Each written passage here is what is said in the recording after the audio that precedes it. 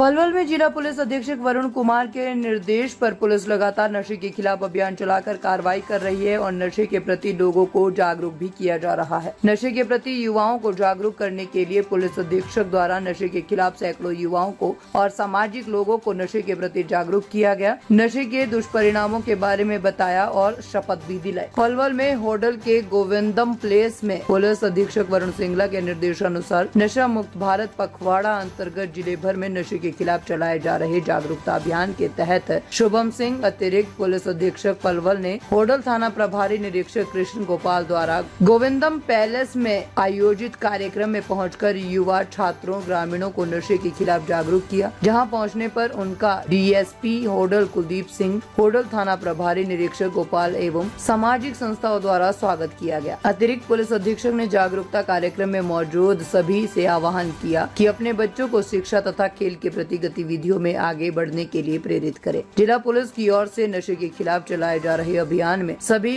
ग्राम पंचायतें व सामाजिक संस्थाएं अपनी भूमिका जरूर निभाएं ताकि समाज को पूरी तरह से नशा मुक्त व अपराध मुक्त किया जा सके। उन्होंने जिले की दूसरी ग्राम पंचायतों से भी आह्वान करते हुए कहा है कि वे भी नशा मुक्त गाँव को अपना रोल मॉडल मानकर नशे के खिलाफ चलाए जा रहे अभियान में अहम भूमिका निभाकर अपने गाँव तथा आसपास के इलाकों को नशा मुक्त करने में पुलिस प्रशासन का पूर्ण सहयोग करें। अतिरिक्त पुलिस अधीक्षक ने कहा है कि पुलिस अधीक्षक वरुण सिंगला के नेतृत्व में जिला पुलिस अपने स्तर पर नशे के खिलाफ जोरदार अभियान चलाए हुए हैं, जिसके तहत नशा तस्करों पर शिकंजा कसा जा रहा है। जिला पुलिस ने नशा तस्करों के खिलाफ कार्रवाई करते हुए दिनांक 12 जून से चलाए गए इस अभियान में 32 नशा तस्करों को मादक पदार्थों के साथ गिरफ्तार करके सलाखों के पीछे भेजा है। उन्होंने कहा है कि राजेंद्र सिंह के नेतृत्व में नशा मुक्ति टीम का गठन किया गया है, जो निरंतर डोर टू डोर आमजन तथा युवाओं को विभिन्न कार्यक्रमों के माध्यम से नशे के खिलाफ जागरूक कर रही है। नशा मुक्ति टीम की प्रशंसा करते हुए उन्होंने कहा कि अब तक इस टीम में 30 नशा पीड़ित युवकों का इलाज करवाकर समाज की मुख्य धारा में जोड़ने का सराहनीय कार्य किया गया है। लोगों से आह्वान करते हुए कहा कि ड्रग फ्री पलवल के सपनों को साकार करने के लिए होटल की पावन ब्रज भूमि पर नशे के खिलाफ सभी एकजुट होकर संकल्प लें।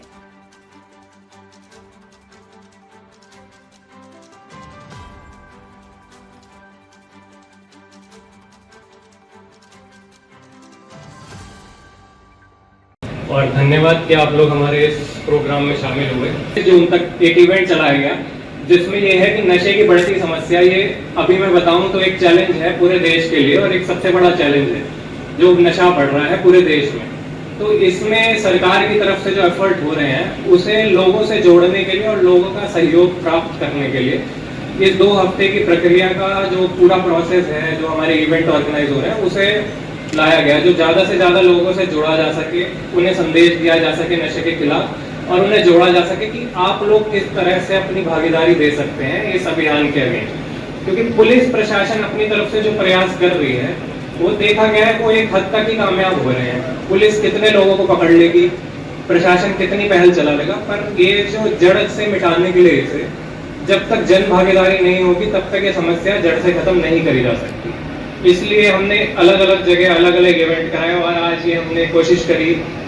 कि डिस्ट्रिक्ट लेवल पे एक बड़ा प्रोग्राम होटल में कराया जाए जिससे ज़्यादा से ज़्यादा लोगों से ज़्यादा जनप्रतिनिधियों से जुड़ के उनसे अपील करी जा सके।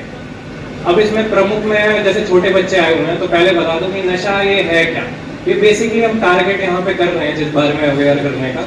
ये है कि भाई जो सूखा नशा है, चिट्टा, गांजा हो गया, कोकेन, हीरोइन,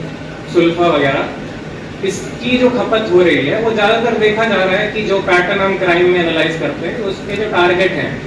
वो ज़्यादा बड़ी उम्र के लोग नहीं है। मतलब 40 साल से ऊपर का कोई आदमी आपको ऐसा नहीं मिलेगा जो नशे में लुप्त होता हुआ जाएगा, है पर बहुत कम है। तो जो नशा बेचने वाले हैं वो टारगेट किसे कर रहे हैं? हमारे जवान बच्चों को, कॉलेज जाने वाले बच्चों को, स्कूल जाने वाले बच्चों को, उनको विशेष तौर से शुरू में टारगेट करते हैं और वो इसका आदी हो जाते हैं तो फिर वो इसे कंज्यूम करते हैं। तो जो बच्चे बैठे हैं उनसे अभी से हम इसे इसके बारे में अवेयर करें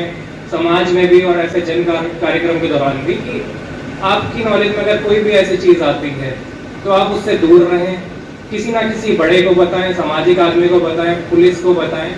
उस बारे में अवेयर हों। उसे ट्राई करने के बिल्कुल ना सोचें कि नशा होता क्या है। ये जो सब्सटेंस है, ये सरकार द्वारा जो बैन्ड सब्सटेंस है, ये करते क्या है, ये आपकी जो सोचने का और एक तरीका होता है, इंसान जिस तरह से कार्य करता है, जिस तरह से बिहेव करता है सोसाइटी, तो ये उसे ऑल्टर करते हैं। ऑल्टर मतलब उसे चेंज करते हैं। तो जो आप जिस तरह से बिहेव करते हो, आपके नेचुरल बिहेवियर को, जो भगवान ने आपको जैसा बनाया है, उसे ये चेंज करता है। तो आप की सोचने समझने की सारी चीजों को ये अफेक्ट कर देता है। शुरू में आपको अच्छा भी लगेगा, जो भी लगेगा, आपको लगेगा मैं एक बार ट्राई कर लेता हूँ, पर ये इस तरह से आपकी बॉडी को बांध लेते हैं कि फिर आप उसके आदी हो जाते हो और आप फिर अपने नेचुरल सेल्फ, जो आप नेचुरली हैं जैसे, उसे ही खो देते हो इस प्रक्रिया में। आप इतने आदी हो जाते हो कि आप इसके बिना रह ही नहीं पाते। आपको जैसे अभी इंस्पेक्टर राजेंद्र ने बताया कि आपको 2 टाइम चाहिए 500 रुपए, फिर आप किसी भी हद तक जाते हो, ना आपको परिवार का ख्याल आता, ना किसी चीज का ख्याल आता। उससे इनडायरेक्टली हमारा क्राइम बढ़ता है, क्योंकि पैसे हैं नहीं। अगर आप नशा कर रहे हो, आप किसी कार्य करने योग्य बचोगे नहीं, क्योंकि आपकी सोचने समझने की शक्ति जो है वो पूरी तरह से खत्म हो जाती है। तो आपको बस एक चीज समझ आएगी कि मुझे नशा चाहिए, उसके लिए फिर आप क्राइम करोगे, अपना जीवन बर्बाद करोगे, अपने परिवार का जीवन बर्बाद करोगे, पकड़े जाओगे, जिंदगी भर जेल में काटोगे और बर्बादी की तरफ चले जाओगे। इसलिए आपको शुरू से ही इससे दूर रहना है।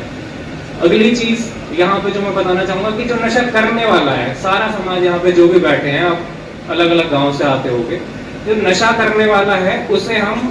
क्रिमिनल की तरह नहीं देखते। पुलिस में भी, प्रशासन में भी, जब जो हमारी पहल उनकी तरफ है,